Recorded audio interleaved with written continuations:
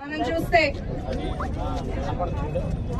సాక్షి ఛానల్లో మొన్న జరిగిన డిబేట్ లో జర్నలిస్ట్ అయిన కొమ్మినేని శ్రీనివాసరావు గారు రెచ్చగొట్టిన ప్రశ్నలతో వైసీపీ నేత లేదా అనలిస్ట్ అయిన కృష్ణంరాజు చేసిన వ్యాఖ్యలు చాలా సిగ్గుచేటు. అమ్మల అమరావతిని వేశ్యల రాజధాని అన్నారు. మహిళలను కించపరుస్తూ ప్రజలు సిగ్గుపడేలాగా, మహిళలు బాధపడేలాగా వాళ్ళు చేసిన వ్యాఖ్యల మీద కఠినమైన చర్యలు తీసుకోవాలి. మేమంతా మహిళలమందరం ఇట్లాంటి మాటల్ని మేము తీవ్రంగా ఖండిస్తున్నాము.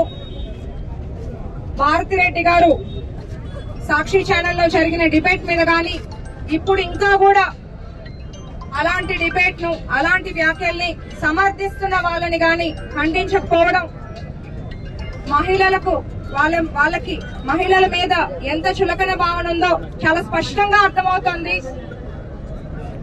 ఒక మహిళగా, ఒక డాక్టర్ గా నేను ఎంతో మంది మహిళల అమ్మతనాన్ని ప్రత్యక్షంగా చూశాను. ఇలాంటి దిగజారుడు మాటలు, ఇలాంటి నీచపు మాటలు మాట్లాడి మీరు సమాజాన్ని ఎటువైపు తీసుకెళ్దాం అనుకుంటున్నారు? ఏం సందేశం ఇద్దాం అనుకుంటున్నారు? చదువుకున్న వారు, పెద్దవాళ్ళు ఇట్లాంటి మాటలు మాట్లాడితే మిమ్మల్ని చూసి నేర్చుకునే వాళ్ళు ఏం నేర్చుకుంటారు? మనం గత 5 ఏళ్లు చూస్తే రాజధాని లేని రాష్ట్రంగా నవ్వుల పాలయ్యాము.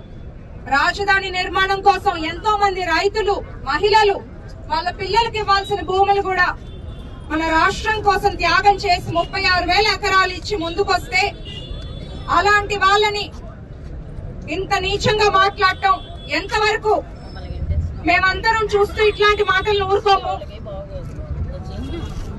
గత 5 ఏళ్లలో మాజీ ముఖ్యమంత్రి జగన్మోహన్ రెడ్డి గారు, వారి కుటుంబం అక్కడే ఉన్నారు, వారి మంత్రులు అక్కడే ఉన్నారు, వారి ఎమ్మెల్సీలు, వారి ఎమ్మెల్యేలు, వారి కుటుంబాలు కూడా అక్కడే ఉన్నారు.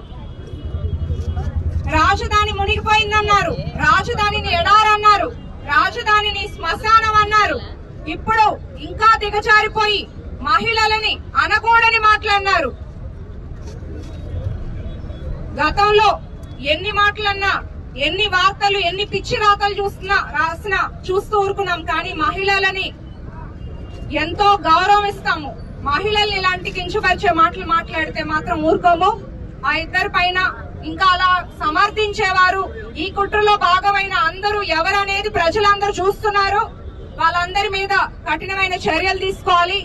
అలాంటి సాక్షి ఛానల్ ని, అలాంటి దుష్ప్రచారాలు చేసే ఛానల్ ని నిలిపివేయాలి.